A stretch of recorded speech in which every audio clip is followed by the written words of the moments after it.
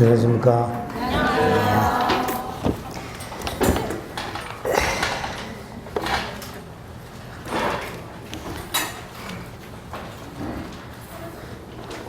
문제는 다 풀어오셨지요?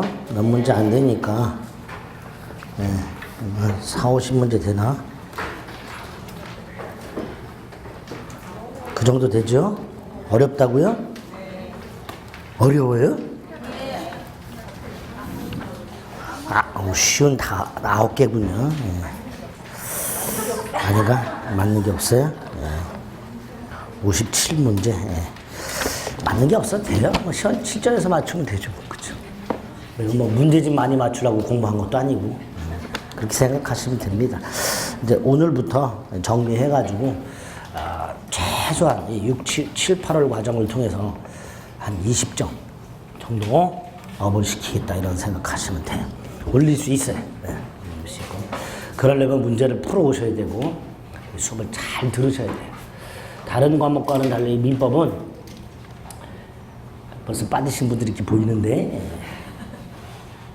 이 문제풀이 과정을 잘 보내야 민법은 점수가 올라요. 이따가도 말씀드리겠지만 지문 하나하나가 여러분들이 아는 것하고 어떻게 다르게 표현해야 돼서 출제가 되는가를 자꾸 생각을 하셔야 돼요. 민법은 아는 것과 지문을 푸는 거는 다른 문제라고 해서 훈련이 필요합니다. 그래서 문제풀이 과정을 하는 거니까 꼭 풀어오고 그 다음에 해설을 잘 듣고 그 다음에 낯선 지문들이 나왔다. 그럼 아예 체크했다가 외워야지 라고 생각 그냥 외우세요. 그 자리에서. 자꾸 외워주셔야 돼요. 그래야 그런 유형의 지문이 나왔을 때 당황하지 않고 문제를 풀 수 있게 됩니다.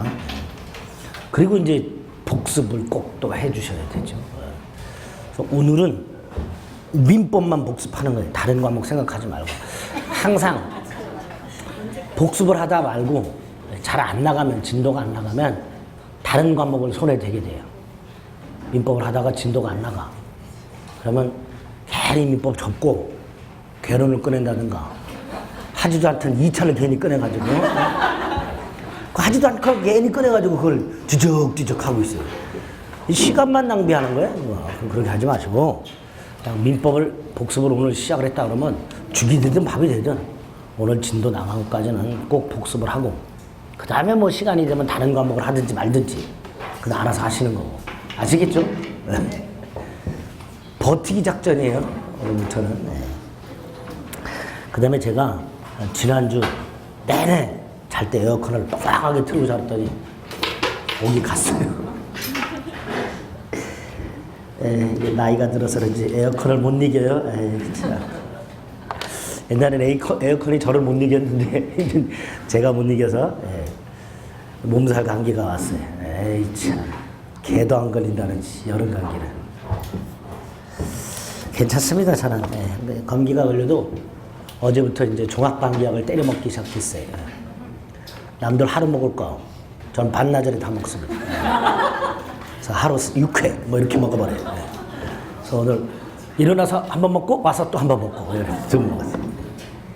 약간 요 정도 먹으면요 사람이 똥 맞은 것 같은 멍멍해져요. 약 드셔보셨죠? 정량을 2배 정도 줘가면 약간 똥 맞은 느낌이 들어요. 그래서 괜히 실실 웃고. 그래서 제가 강의하다가 약간 마탱이 가는 설명을 하고 있다. 그럼 저 자식 드디어 약 기운이 올라왔고. 그렇게 생각하세요? 그렇게 안 합니다. 강의는 정신 똑바로 차리고 하거든요. 걱정하지 마세요. 자, 잘 들으셔야 돼요. 오늘 수업은 조심은 안 되고요.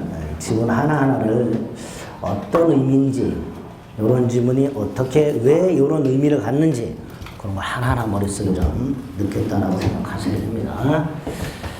먼저 민법 총칙. 5덩어리가 있다 그랬죠. 5덩어리. 그 중에 첫 번째 나오는 게 법률행위의 목적과 관련된 거예요. 그렇죠? 그래서 주로 법률의 목적이라는 놈이 갖춰야 될 효력 요건인 확정, 가능, 적법, 사회적 타당성. 요거와 관련된 문제들이 주를 이룹니다. 보통 2문제 내지 3문제 나와요. 오늘 해야 될 게 두 덩어리인데요. 두 번째 덩어리가 의사표시입니다. 의사표시가 불일치하는 비진위 표시, 허위 표시 착오하고요. 일치는 하지만 사기나 강박 따위가 있어서 의사결정의 자유가 침해된 하나. 총 4가지. 그 중에서 또 2문제 내지 3문제 나오고 주로 착오하고 사기 강박. 여기에 주를 이어서 나오게 됩니다. 총 오늘 해야 될 문제 파트에서 4문제 정도가 나온다 생각하시면 돼요. 두 번째로 그 법률 행위를 들어가기 전에 법률의 목적을 들어가기 전에 민법의 3단 구조와 관련된 것. 민법의 3단 구조가 이렇게 되어 있죠. 맨 앞에 법률 사실. 그 법률 사실과 관련된 것 구별해라. 이런 형태의 문제가 하나 정도 나옵니다. 나올 수 있습니다. 이때 다른 건 다 필요 없고 의사 표시하고 준 법률 행위하고 이것만 구별할 수 있으면 돼요. 의사 표시는 여기 법률 요건에 2개가 있는데 법률 행위하고 법률 규정하고 2개가 있는데 그 중에서 법률 행위의 필수 구성 요소가 되는 법률 사실을 의사 표시라 하고 특징은 의사 표시한 대로 효과가 나타나는 이런 특징이 있다 그랬습니다. 반면에 준 법률 행위는 의사 표시와는 다르게 법률 규정에 의한 일정한 효과가 나타나고 외형상 의사 표시와 유사하지만 이건 의사 표시한 대로 이건 법률 규정에 의한 효과가 나타난다 이런 차이가 있고 이 준법률 행위 중에서 최고 요건 하나 외워둬야 된다 그랬죠? 준법률 행위 중에 의사의 통지 이렇게 말씀을 드렸습니다. 마지막으로 외형상 유사하기 때문에 의사 표시와 관련된 규정이 준법률 행위에 유추 적용된다. 예컨대 대리 적용되고 도달주의 적용되고 이렇게 의사 표시 관련된 규정이 유추 적용된다. 요거 하고 법률 요건 요게 원인이라고 했어요. 이 원인에 따른 결과 요게 법률 효과가 되고요. 법률 효과는 권리의 취득, 변경, 소멸 즉 권리 변동으로 의미한다 그랬습니다. 이 권리의 취득, 변경, 소멸에 해당되는 것들 중요한 과목까지 기억하셔야 되죠. 첫째 취득권에서 원시 취득과 승계 취득 구별할 수 있어야 되고요. 승계 취득의 이전적과 설정적 구별할 수 있어야 되고요. 이전적과 그래서 포괄 승계와 특정 승계 구별하실 수 있어야 돼요. 이게 무슨 취득이냐 이런 것들이 시험 문제 나온다고 그랬습니다. 설정적 승계는 제한물권의 취득이 설정적 승계 취득이고요. 포괄 승계는 상속이나 포괄 유증 같은 것들이 포괄 승계라고 했습니다. 최소한 이 2가지 정도는 머릿속에 있어야 돼요. 설정적 승계, 저당권 취득, 지상권 취득 이런 것들이 뭐다? 설정적 승계 취득이다. 그 다음에 상속, 포괄 유증 이런 것들이 포괄 승계 취득이다. 변경은 주체가 변경되고 내용이 변경되고 작용이 변경되고 3가지가 있는데 특히 작용의 변경은 효력의 변경이라고도 부른다는 것 하나 하고 얘 2개 꼭 기억해야 된다 그랬죠? 저당권의 순위가 올라가는 거하고 채권이 대항력을 갖추는 경우하고 이 2가지가 효력의 변경이라고 그랬습니다. 내용의 변경은 양적 변경과 질적 변경 기억하셔야 되는데요. 질적 변경은 예컨대 물건 인도 청구권이 손해배상 청구권으로 바뀌거나 물상 대위 같은 것들 이런 것들이 질적 변경이다 그랬습니다. 양적 변경은 우리 시험범위에 첨부라는 놈이 하나 나옵니다. 아시죠 이거? 부합 혼합 가공 예컨대 건물 증축을 했어요. 5층짜리 건물을 갖고 있었는데 2개 층을 증축합니다.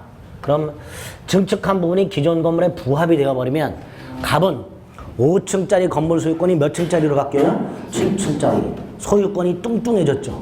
네? 양적 변경입니다. 첨부, 특히 부합 같은 것들은 권리의 양적 변경이다 이렇게 부르게 됩니다. 내용의 변경 중에 일종이라는 거. 소멸은 절대적 소멸과 상대적 소멸이 있고요. 최근 다른 산업인력관리공단 다른 자격증에서 요 상대적 소멸을 2번이나 출제를 한 적이 있습니다. 지문으로 단독 문제로 출제한 건 아니고요. 지문으로 갑이 을에게 토지를 매매하여 토지 소유권이 을에게 이전됨으로써 갑이 토지 소유권을 상실하게 되는 것은 권리의 상대적 소멸이다. 예? 예. 권리가 타인에게 넘어감으로써 구 권리자 입장에서 권리가 소멸하는 게 무슨 소멸? 상대적 소멸. 그렇게 두 번 출제가 됐습니다. 지분이. 예, 그리고 또 이렇게 다른 자격증에서 출제가 되면 우리 자격증에서도 우리 시험에서 출제될 가능성이 아주 높아요. 높으니까. 상대적 소멸 하나 알고 있지만 다시 한번 확인하셔야 됩니다. 이렇게 법률 행위, 핵심 개념인 법률 행위 들어가기 전에 이 정도 내용하고 그 다음에 법률 행위로 들어가면 법률 행위 뜻 법률의 뜻 일정한 법률 효과 발생을 의욕하는 하나 또는 수개의 의사표시를 필수 불가결의 요소로 하는 법률 요건 이렇게 가로 넣기로 나올 수 있어요. 일정한 법률 발생을 의욕하는 하나 또는 수개의 박스 쳐놓고 뭐뭐를 필수 요소로 하는 여기 뭐 들어가야 돼요? 의사표시. 그렇죠? 그리고 끝은 뭘로? 법률 요건 이렇게. 오케이. 이 개념 정확하게 잡으셔야 되고요.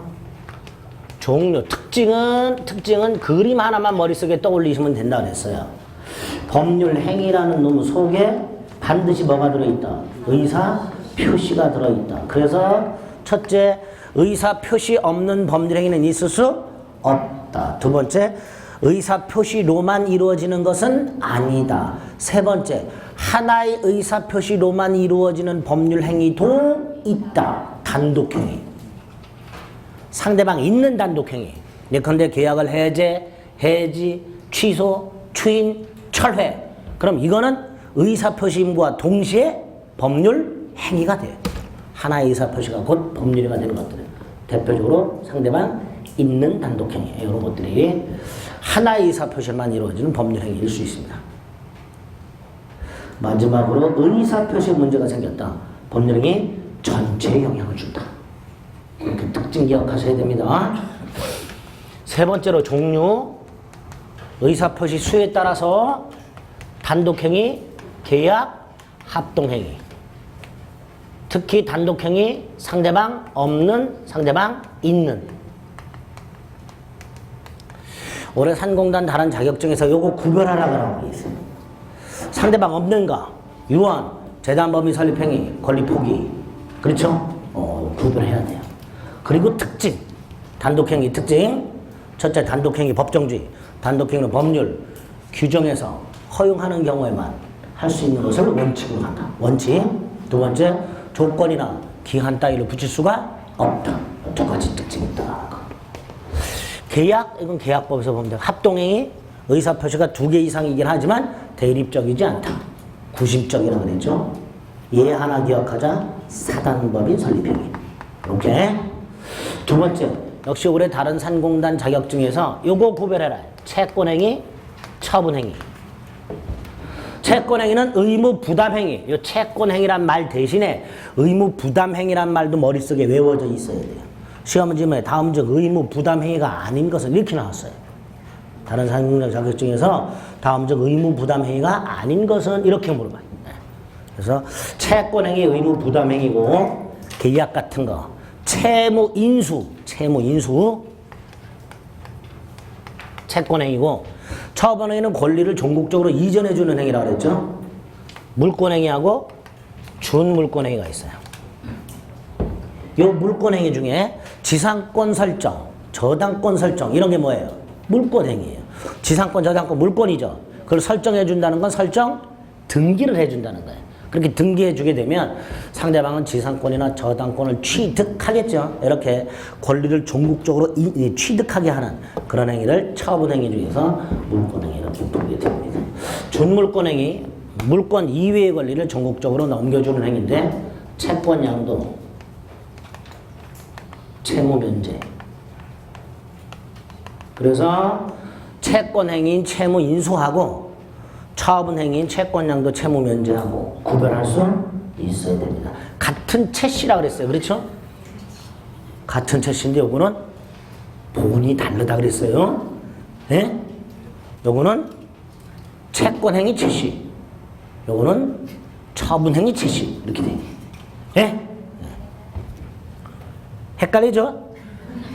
그러니까 외워야지 뭐 어떻게 헷갈리면 외워야 돼. 일단 이렇게 의무 부담 행위냐 아니냐 구별해야 되고요. 세 번째로 재산 출연과에서 출연 미출연 외워야 되고요.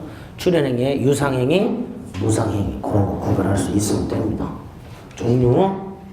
네 번째 요건, 법률행위 요건 두 가지가 있죠. 성립 요건과 효력 요건. 첫째 성립 요건을 갖추지 못하면 부존재 불성립. 효력 요건을 갖추지 못하면 무효 또는 취소. 두 번째 입증 책임. 성립 요건이 존재한다는 사실은 유효 주장자가, 효력 요건이 부존재한다는 사실은 무효 주장자가 외워야 되죠. 그리고 요건이 뭐가 있을까? 일반적 성립 요건, 당사자 목적 의사표시. 특별 성립 요건, 혼인에서의 신고. 요물계약에서의 물건의 급부. 요게 답으로 나왔어요. 다음 중 성질이 다른 하나는 요물계약에 있어서 물건의 급부. 특별 성립 요건이죠. 효력 요건하고 섞어가지고 구별하라 이렇게 나옵니다. 특별 성립 요건 외워야 되고요.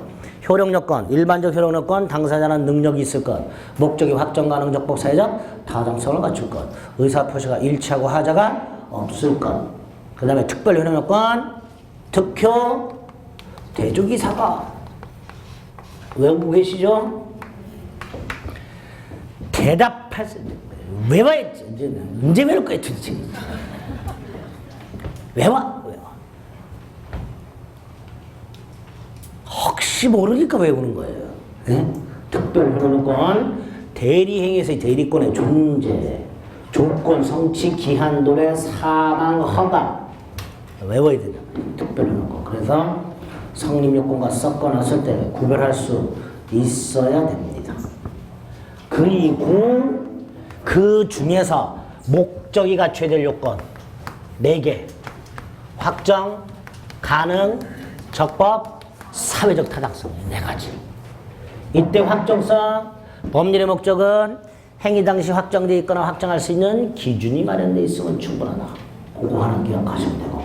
가능성, 원시적 불능은 무효, 후발적 불능은 유효. 그 다음에 원시적 전부 불능, 전부 무효, 계약 체결상의 가실책임. 원시적 일부 불능, 137조. 원칙, 전부 불능, 전부 무효. 예외, 일부 불능, 일부 무효. 단.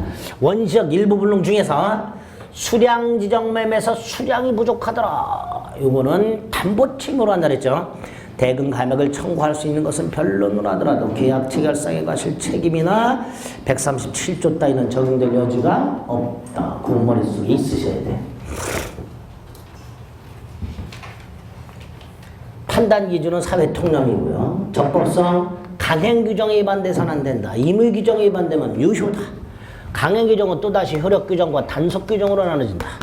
효력 규정에 위반하면 무효, 단속 규정에 위반하면 처벌만 될 뿐 무효가 아니다. 중간생략 등기 금지 규정 이런 것들, 포괄적 1인 매매 약정 금지 규정 같은 것들, 재건축 조합원 그 자격에 관한 기준 같은 것들, 이런 것들은 단속 규정에 불과하다.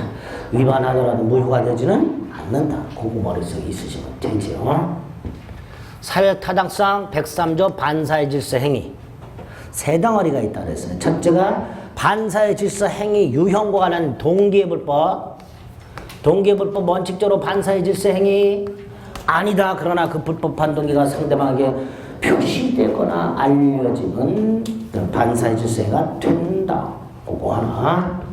두 번째로 반사의 질서 행위인 거 아닌 거, 특히 아닌 거 중에서 꼭 기억해야 될 거, 강행, 강제 집행을 면탈할 목적으로 허위에 어쩌고 저쩌고, 요거 반사의 질서 행위 아니다. 범죄의 성립 과정에 강박이란 불법적 방법이 사용됐어 어쩌고 저쩌고, 반사의 질서 행위 아니다.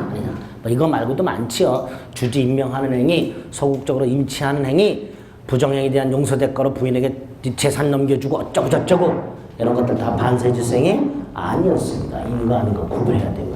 세 번째로 부동산 이중매매. 갑이 을에게 부동산을 매각하고 중도금까지 받은 상태에서 또 팔아먹었다. 중도금까지 받은 상태에서 팔아먹었든 어쨌든 원칙적으로 등기를 먼저 넘겨받은 자가 소유권을 취득한다. 다만 요 제2매매가 반사의 질서에는 무효가 되는 경우가 있더라. 요 놈의 배임행위, 중도금 받고 팔아먹은 행위, 요 놈의 적극 가담하는 행위, 이렇게 매도인의 배임행위와 제2매수인의 적극 가담 행위가 있으면 제2매매 계약은 반사의 질서 행위로 무효가 된다. 자, 요때 효과. 병등기 무효. 병과 거래한 전득자 선악 불문하고 소유권 취득할 수 없다. 여기 하나. 두 번째, 병등기 말소하는 방법. 을이 직접 안 돼. 갑이 직접 안 돼. 을이 갑을 대위하여. 요거 하나. 을이 갑을 대위하여 말소 청구할 수 있다.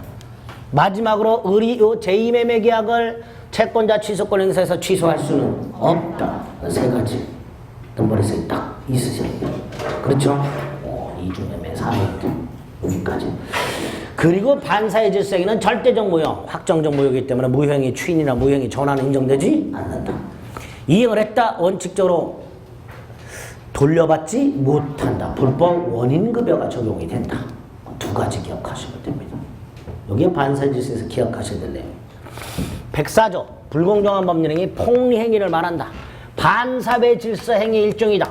104조는 103조의 예시규정이다. 이거 하나. 요건 급부와 반대급부 현저한 불규정. 행위 당시 객관적 사정을 가지고 판단한다. 행위 당시 객관적 가치를 가지고 판단한다. 두 번째, 피해자의 궁박, 경솔, 무경험. 여기 지문 좀 많지요? 궁박은 정신적 궁박을 포함, 무경험은 사회 일반 거래 경험 부족. 셋 중에 하나만 있으면 돼. 대리인에 의해서 이루어졌어. 궁박은 본인 기준, 경솔, 무경험은 대리인 기준. 네 가지 지문이 나옵니다. 여기서는. 세 번째, 폭리의사가 있어야 된다. 폭리의사의 뜻만 기억하자. 폭리자의 입장에서 피해자의 궁박, 경솔, 무경험을 아는 것만으로는 부족하고 그걸 이용하려는 의사가 있어야 된다. 효과, 반사의 질서행위는 무효다. 절대적 확정적 무효다. 추인 안 돼. 근데 전환은 인정돼. 그랬죠? 두 번째, 피해자는 반환 청구할 수 있다. 폭리자는 반환 청구 못한다. 네 번째, 적용 범위 두 개. 기부증여 안 돼. 경매 안 돼. 단독행위 돼. 부재소 합의 돼. 네 개. 예? 나오는 거 네 개 딱. 다른 거 구질구질한 거 기억하려고 하지 말고 딱 포인트 되는 것만 쫙 머릿속에 넣어. 그렇죠? 해석. 목적이 무엇인지를 확정짓는 것. 따라서 의사표시를 해석해야 된다. 범죄의 해석의 대상은 뭐다? 의사표시. 어떻게 해석하는가? 세 가지. 자연적, 규범적, 보충적. 이게 원칙이다. 이게 원칙이다. 상대방이 표의자의 진위를 알 수 없다면 표시상의 효과를 가지고 해석해야 한다. 규범적 해석이 원칙. 다만 예외적으로 자연적 해석하는 경우가 있더라. 상대방이 없는 경우, 상대방이 표의자의 의사를 알았거나 알 수 있었던 경우 오표시 무효. 마지막으로 양당사자의 의사 합치가 있었던 경우, 갑과 을 사이에 X토지 매매 의사 합치가 있었으나 지문착오로 해서 Y토지라고 잘못해서 표시하고 Y토지 등기를 넘겨줬다. 계약은 의사 합치한 대로 X토지에 성립했다. Y토지는 계약을 한 적이 없다. 따라서 Y토지 등기는 무효고, 을이 Y토지를 또 병에게 매각을 했다 하더라도 병은 선, 악, 불문하고 소유권을 취득할 수가 없다. 이렇게 되겠죠. X토지는 매매를 하였으나 아직 을에게 등기를 넘어가지 않았기 때문에 을은 X토지 소유권을 취득하지 못했다. 다만 X토지 매매가 유효하기 때문에 을은 갑에 대해서 X토지 이전 등기 청구할 수 있다. 갑은 착오를 이유로 취소할 수 없다까지 딱 5표시를 진짜 기억하시면 돼요.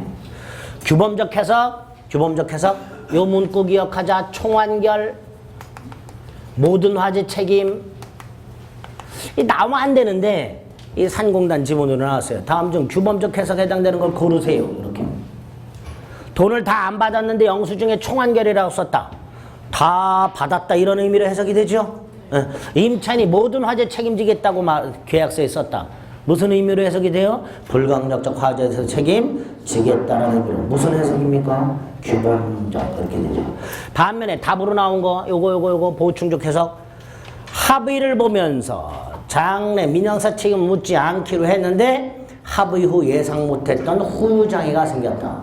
그 후유장애에 대해서 손해배상 청구할 수 있다. 무슨 해석? 보충적 해석.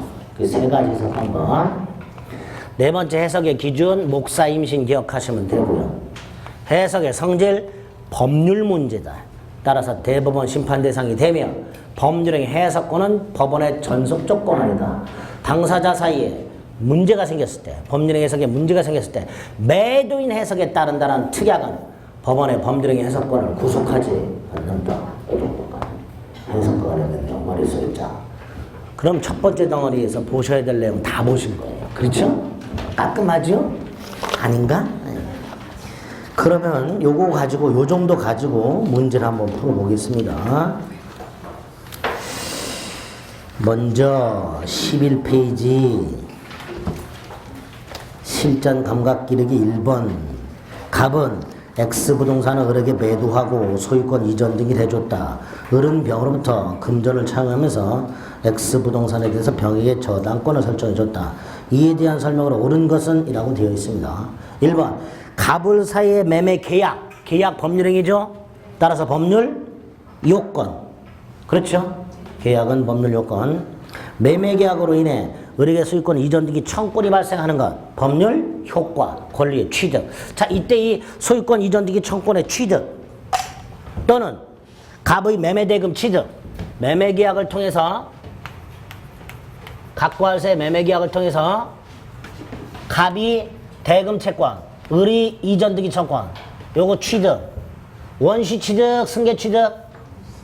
원시 취득, 승계 취득. 원시 취득. 잊지 마시자. 제가 몇 번 말씀드렸어요. 원시 취득의 뜻을 알고 있어야 되는 거예요. 없던 권리가 새로 생기는 거예요.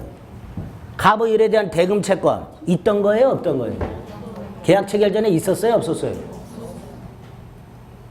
고민하네. 없었잖아요. 이걸 이전적 승계 취득하면 을이 갖고 있던 걸 갑이 승계받아야죠. 을이 계약 체결 전에 매매 대금 채권이라는 게 있었어요? 없었잖아요. 그러니까 없던 걸 취득하는 거예요. 원시 취득입니다. 잊지 마세요. 계약을 통한 채권 취득. 무슨 취득? 원시 취득. 플리즈 제발. 예? 계약을 통한 채권 취득, 원시 취득. 이전 등기를 받아서 소유권 취득. 이건 승계 취득이에요. 을이 등기를 넘겨받아서 소유권을 취득하는 건 갑이 갖고 있던 소유권을 이전받은 거니까 이전적 승계. 그러나 계약을 통한 매매 대금 채권 취득이나 이전, 등기, 청구권 취득 같은 것들은 무슨 취득? 원시 취득. 원시 취득. 아시겠죠? 네, 제발. 네. 2번 을의 소유권 취득은 승계 취득인데 이전적 승계고요. 특정 승계입니다. 3번에 병의 저당권 취득. 무슨 승계예요? 먼저 저당권 취득. 원시예요? 승계 취득이에요? 저당권 취득. 원시 취득이에요? 승계 취득이에요? 얼핏 생각하면 없던 저당권이 생겼죠? 예? 제한물권 취득 뭐라 그랬어요, 제가? 갑이 갖고 있던 소유권의 일부를 이전받는 거예요. 갑이 원래부터 갖고 있던 소유권의 일부를 이전받는 거예요. 그러니까 설정적 승계라고 부르는 거예요. 무슨 취득이라고요? 설정적 승계. 제가 아까 제한물권 취득 뭐라 그랬어요? 설정적 승계.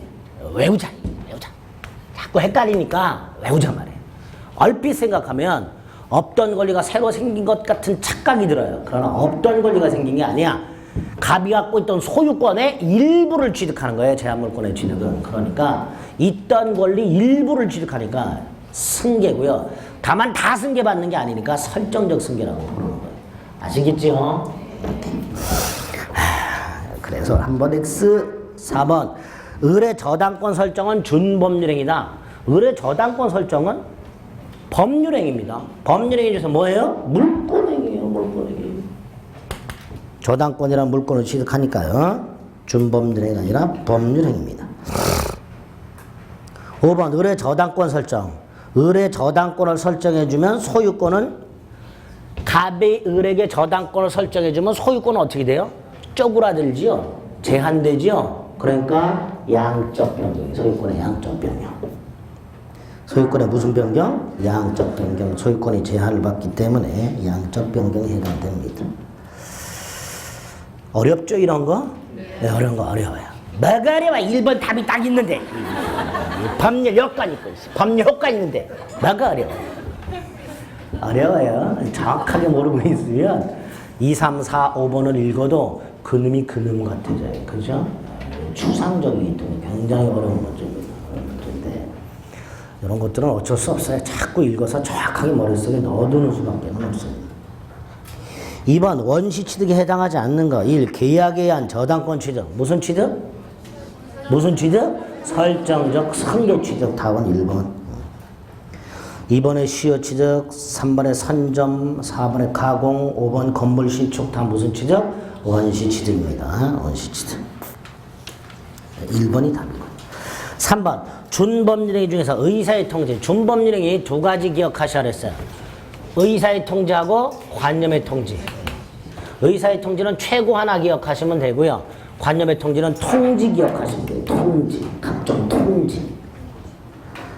그래서 준법률행위 중 의사의 통지에 해당되는 건 5번 최고 하나 있어요. 외우시면 되는 거예요. 각종 최고, 각종 거절, 이행의 청구 이런 것들은 의사의 통지. 통지, 승인, 인지, 보고 이런 것들은 관념의 통지 이렇게 되는데 조심하실 게 3번에 2번에 채권 양도 통지 승낙이 있어요. 자, 승낙 뭐였죠 우리? 의사표시죠. 계약에서 청약의 의사표시와 승낙의 의사표시 합치로 성립하는 게 계약이죠. 근데 이 승낙이 두 개가 있어요.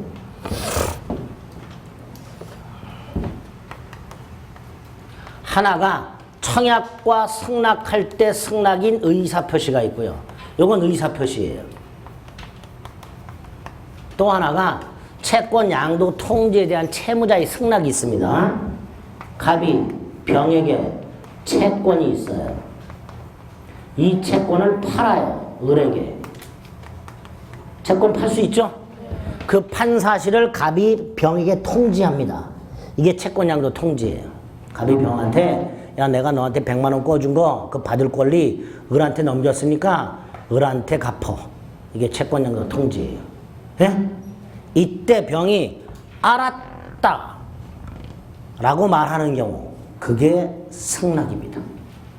그러니까 여기서 말하는 승낙은 의사표시로서의 승낙이 아니라 단순히 알았다 의미 정도예요. 이거는 관념의 통지입니다. 예? 무슨 통지라고요? 관념의 통지.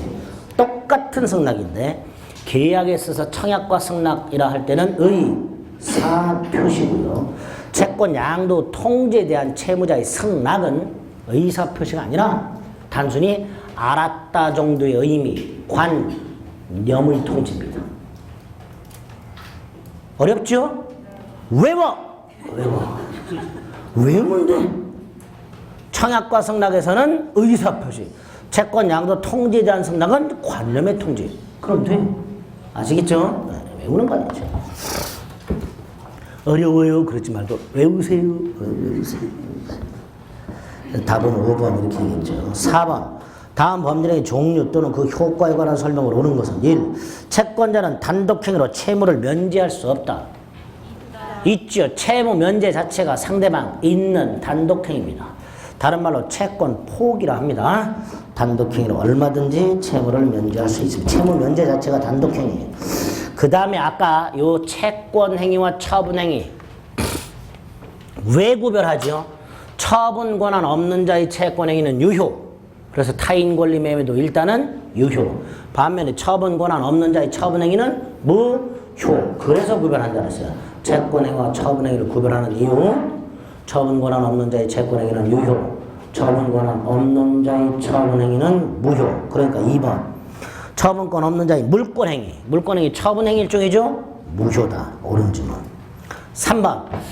채권행위는 의무부담행위이기 때문에 나중에 의무를 이행해야 되는 문제가 남는다 그랬어요. 반면에 처분행위, 즉 물권행위 또는 준물권행위는 처분행위이기 때문에 이행에 문제가 남지 않는다 그랬습니다. 3번이 틀렸죠. 준물권행위도 이행에 문제를 남기지 않는다는 점에서 물권행위와 같다라고 해야죠. 그렇죠? 물권행위, 준물권행위, 공히, 처분행위로서 이행의 문제를 남기지 않습니다. 4번 방식을 갖추지 않은 요식행위 예컨대 혼인을 했는데 신고를 안 했어. 그러면 그 법률행위는 무효예요? 불성립이에요? 불성립이죠. 요식행위에서의 방식은 효력 요건이 아니라 성립 요건입니다. 따라서 방식을 갖추지 않은 요식행위는 무효가 아니라 불성립 부존재라고 해야죠. 4번 X. 불성립 부존재. 5번 출연행위는 모두 유상이다. 출연행위 두 개가 있죠. 유상과 무상. 유상은 서로 출연행위 하는 거, 매매 같은 거. 무상은 한쪽만 출연행위가 있는 거, 중요 같은 거. 둘 다 출연행위입니다. 유상, 무상 둘 다 출연행위다. 둘 다 출연행위다. 그래서 답은 옳은 것은 2번 이렇게 되겠죠. 5번 법률에 관한 다음 설명이 틀린 것은 1. 사단법인 설립행위는 무슨 행위다? 합동행위다. 합동행위다. 2번 단독행위는 조건에 친하지 않아요. 단독행위는 조건기한 못 붙여요. 붙일 수 있는 경우. 단독행위에 조건 붙일 수 있는 경우 순서대로. 첫째, 상대방이 동의한 경우.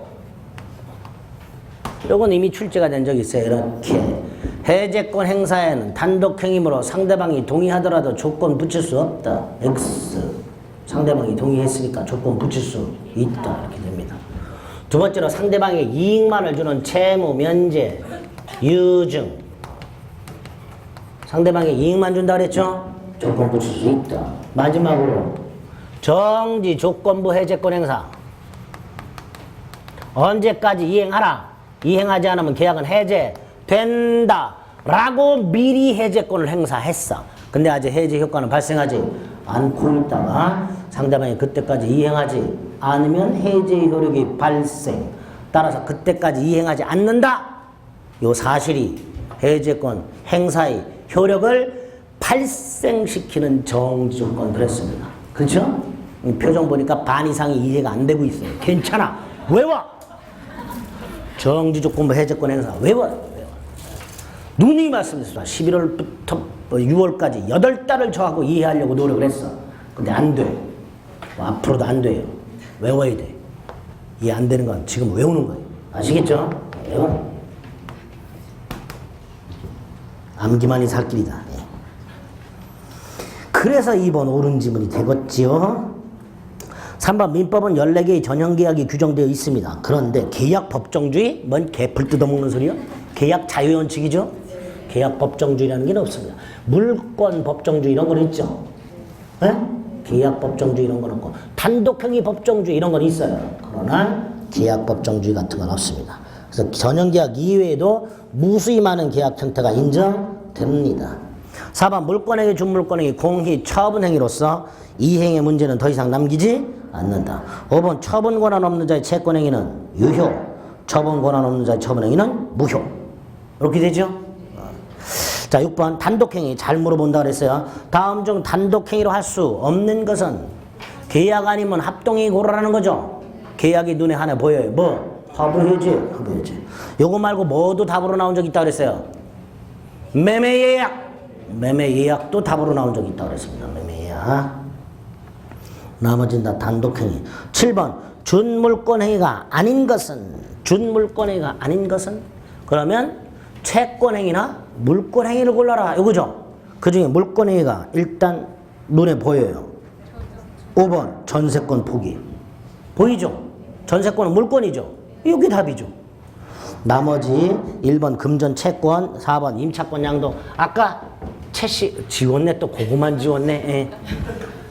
같은 채씨 중에서 채권 양도 뭐였어요? 채권행위였어요? 준물권행위였어요? 준물권행위. 그 채권 양도가 1번, 4번 두 개. 금전 채권 양도, 4번 임차권. 임차권도 채권이죠. 그러니까 1번, 4번은 채권 양도, 2번은 채무 면제, 4번은 물권 이외의 권리죠.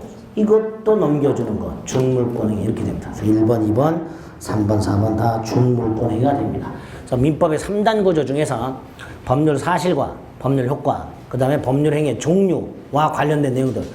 여기서 한 문제. 요새는 크게 여기서 한 문제가 나옵니다.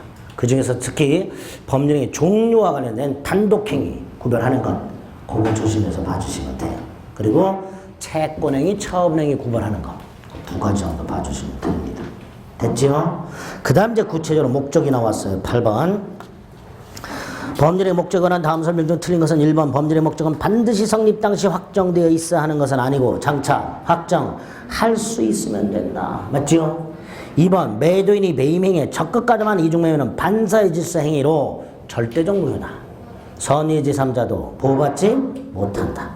3번 법률의 성립 당시에는 목적이 실현 가능하였으나 성립 이후 불가능이니까 후발적 불능이죠. 후발적 불능은 유효라 그랬습니다. 5. 4번 법률의 동기가 불법한 경우 원칙적으로 효력에는 영향을 미치지 않는다. 그러나 표시된 경우에는 무효가 된다. 맞죠? 5번이 틀렸죠? 모든 법규범이 아니라 강행규범이라고 해야 되죠. 쉽죠, 이 정도는. 모든 법규범에 위반된 법률행위가 무효가 되는 게 아니라 강행규정에 위반된 법률행위가 무효가 됩니다.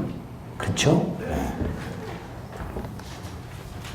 9번 역시 목적에 관한 것. 9번, 10번, 11번 다 확정 가능 적법 사유의 타당성 한꺼번에 물어보는 경우가 굉장히 많습니다. 그런 건 문제가 보통 이렇게 법률의 목적에 관한 설명으로 옳은 것은 틀린 것은 이런 식으로 나옵니다. 1. 도박 채무 이행으로 토지를 양도하기로 하는 것. 도박 자금을 빌리는 계약뿐만 아니라 이걸 갚기로 하는 것도 뭐가 돼요? 반사의 질서는 무효가 되죠. 다만 이런 경우는 있었어요. 이건 따로 기억하시죠. 을이 갑에게 도박 자금을 대여하고 갑이 도박 자금을 갚기로 하는데 돈으로 갚는 게 아니라 A 토지에 대한 처분 권한을 주고 을이 권한에 따라서 매각을 하고 대리행위로 매각을 하겠죠. 마지막으로 그 매각 대금, 매매 대금을 가지고 도박 채무 면제 충당하기로.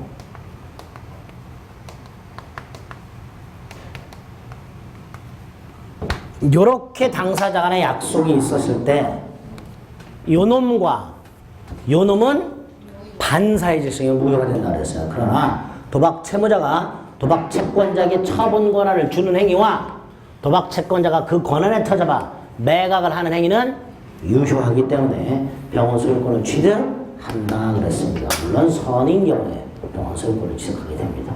이 두 가지는 무효가 아니라는 거 따로 기억하셔야 됩니다. 2번 범죄의 목적의 불능은 확정적이하고 실현 가능성이 있는 일시적 불능은 이에 해당되지 않는다. 불능 아닌 거 두 개. 주관적 불능, 일시적 불능. 불능 아닌 거, 무효 아닌 거 두 개. 주관적 불능, 일시적 불능. 이건 불능이 아니다 그랬습니다. 3번 사찰이 그 존립의 필수 불가결한 재산인 이멸을 증의하는 것. 굶어 죽겠다는 거라 그랬죠 제가. 이건 반사의 질서에 무효가 됩니다. 부첩관계 자체가 반사의 질서이고요. 본처의 사전동의도 반사의 질서입니다. 부첩계약 자체, 본처의 사전동의 이런 거 다 반사의 질서에 무효가 됩니다.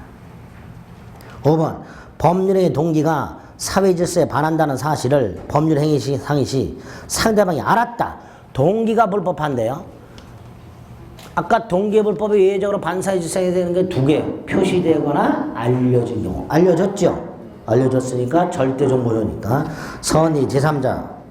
상대방과 법률행한 선의 제3자도 유효를 주장할 수 없다. 절대적 무효니까 선의 제3자 보호되지 않는다 그랬습니다. 따라서 5번 틀렸네요. 10번 1. 유동적 무효. 법률행위가 특별 효력권을 갖추지 못한 상태, 토지거래 허가 구역에서 허가를 받지 않고 한 거래 행위, 유동적 무효죠. 이때 계약상 채권 채무는 생기지 않지만 토지, 거래, 허가, 신청 절차에 협력할 의무는 생긴다고 했습니다. 이때 이 토지, 거래, 허가, 신청 절차에 협력할 의무는 계약상 의무가 아니라 그랬어요. 신의 성실의 원칙에 의한 의무라 그랬습니다. 따라서 이걸 이행하지 않았다 하더라도 계약상 채무 불이행이 아니기 때문에 계약 자체를 해지할 수는 없다 그랬습니다. 1번 X. 2번 부첩관계. 아유 징그러 죽고 싸주 그냥 이거.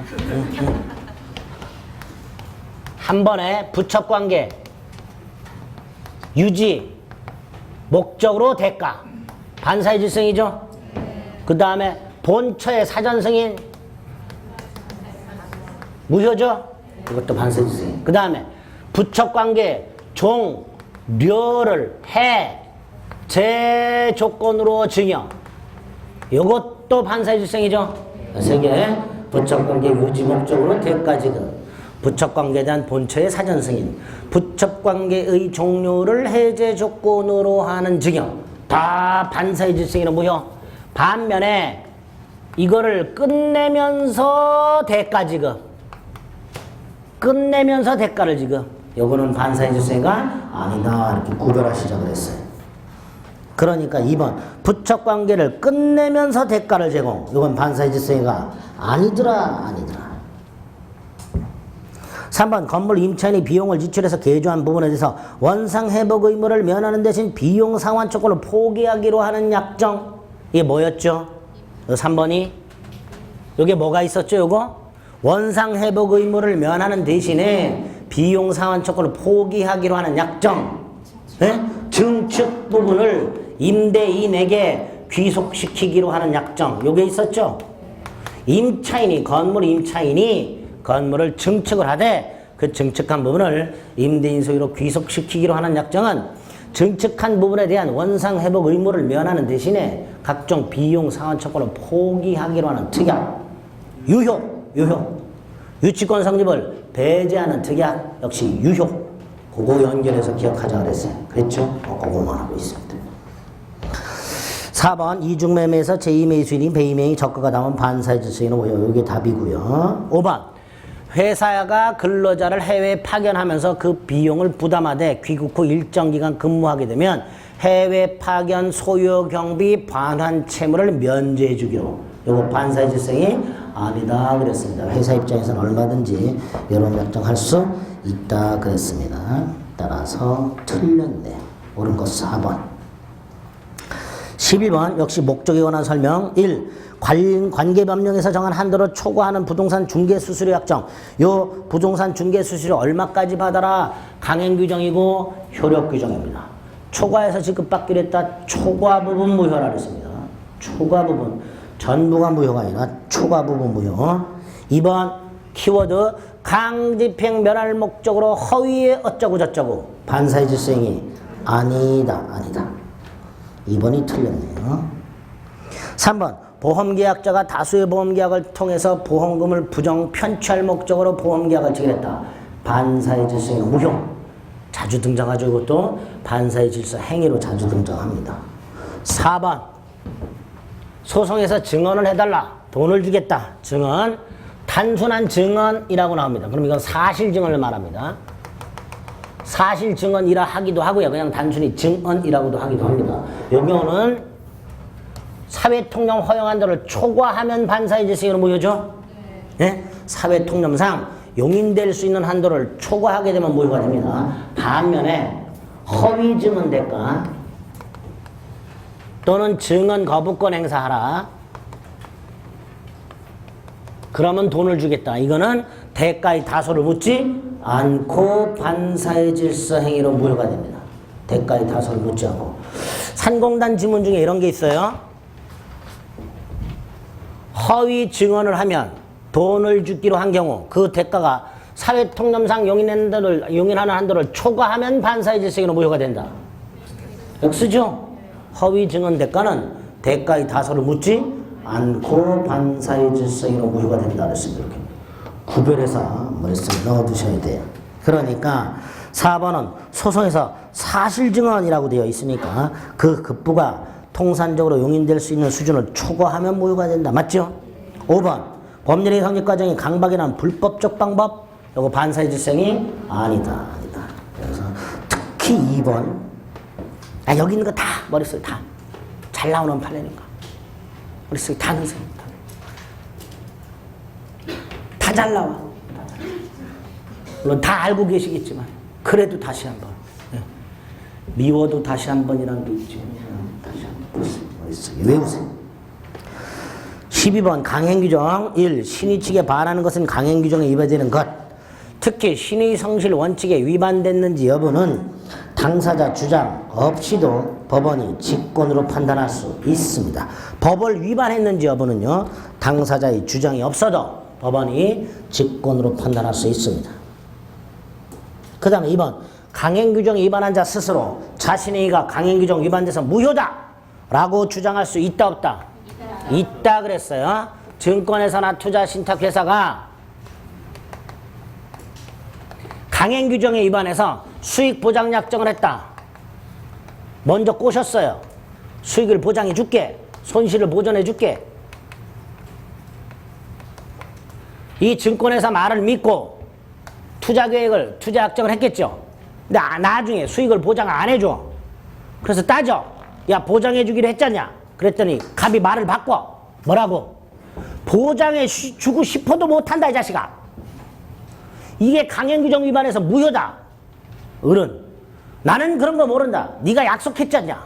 그럼 갑은 그 약속 자체가 반사이지. 강행규정 위반은 무효다. 약속 못 지켜주겠다. 말 바꿀 수 있다 없다? 있다. 강행규정에 위반한 자 스스로 자신의 의가 강행규정에 위반돼서 무효라고 주장하는 것은 신의 성실의 원칙을 위반한 게 아니다. 위반 아니다. 따라서 신의 측에 반하는 행위가 아니므로 허용된다. 이렇게 바꿔야 되지. X. 3번 강행규정 위반으로 무효인 경우 선의 제3자에게 대항할 수 있다 없다? 대항할 수 있다. 왜? 절대 무효니까. 그렇게 생각하세요. 이해해서 풀려고 하지 마시고요. 강행규정 위반 행위, 반사의 질성이 불공정한 법률행위 절대 무효. 절대 무효니까 선의의 제3자에게 대항할 수 있다. 끝. 이렇게. 공식처럼 대입해서.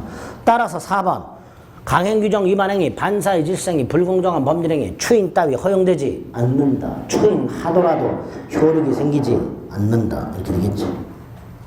딱 4번 옳은 질문이에요.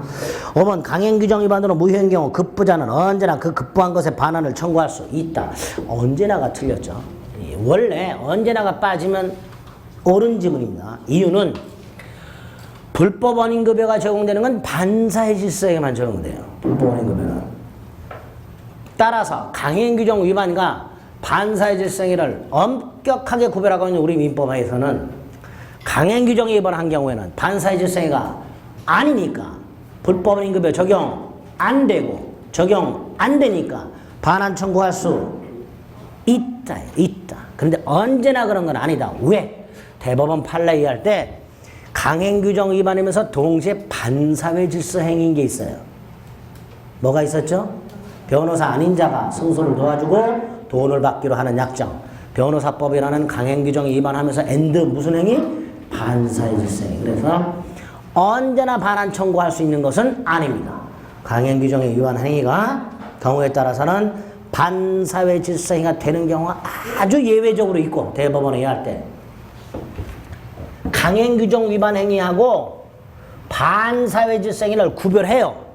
우리 민법도 구별하고 있고 대법원 판례도 구별하고 있어요.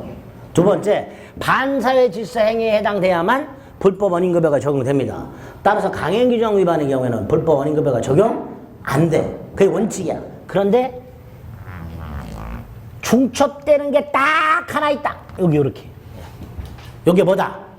변호사가. 아까 변호사 아닌 자가 승소를 도와주고 돈 받기로 한 거. 그거는 강행규정 위반하면서 동시에 반사회 질서. 이럴 때는 불법 원인급여가 적용될 수 있습니다. 따라서 언제나 이게 틀린 질문이 되겠죠. 답은 4번. 예? 네. 13번. 목적의 불능에 관한 다음 설명 중 옳은 것 골라라. 1. 원시적 불능. 무효죠? 계약 체결성에 관시 문제가 되죠? 위헌부담은 문제되지 않죠. 위헌부담은 후발적 불능에서. 후발적 불능은 계약 자체, 법률행위 자체는 유효가 되면서 불능의 원인이 채무자의 귀책 사유라면 채무 불이행 책임. 불능의 원인이 귀책 사유가 없다면 위헌 부담. 그랬죠? 그러니까 위헌 부담은 후발적 불능입니다. 위헌 부담 지워야 돼요. 2번 채무자 귀책 사유에 의한 후발적 불능은 언제나 채무 불이행이 성립한다. 후발적 불능을 좀 보겠습니다. 13번에 2번. 이런 말들이 좀 어려워요. 언제나라는 말이 들어가면 틀린 지문도 있고 옳은 지문도 있고. 갑이 을과 예컨대 갑 건물 매매를 했어요. 근데 계약 호 건물이 멸실됐어요. 후발적 불능이죠. 계약 자체는 유효하되, 계약 자체는 유효하되 이 멸실의 원인이 갑의 잘못 이 있냐 없냐로 나누죠. 갑의 잘못이 있냐 없냐로. 잘못이 있으면 뭘로? 채무, 불이행. 없으면 위헌부당. 위헌부담으로 하죠. 근데 이 위헌부담이 원칙 채무자예요. 그렇죠? 원칙 채무자 위헌부담이라고 했어요. 갑의 위헌부담이라고 했어요. 그래서 갑은 건물을 넘겨줄 의무를 면하는 대신 대금을 청구하지 못한다. 그런데 예외 채권자 위헌부담이 있었어요. 두 개. 채권자 귀책 사유가 있고요. 채권자 귀책 사유로 불능이 된 게 있었죠. 그 다음에 채권자 지체 중 양당사자 귀책 사유 없는 게 있었죠.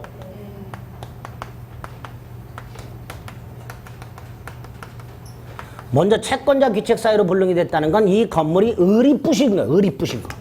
그러니까 을은 돈 줘야 된다 그랬어요. 또 하나가 건물을 넘겨주기로 한 날짜에 을이 못 받았어요. 돈이 없어서. 그게 채권자 지체라 그랬어요. 이럴 때 지진이 났어. 양당사자 귀책 사유 없죠. 역시 채권자가 위헌부담이에요. 하나가 더 있어요. 우리 시험범위 바깥에. 여기 나와요. 채무자 경과실.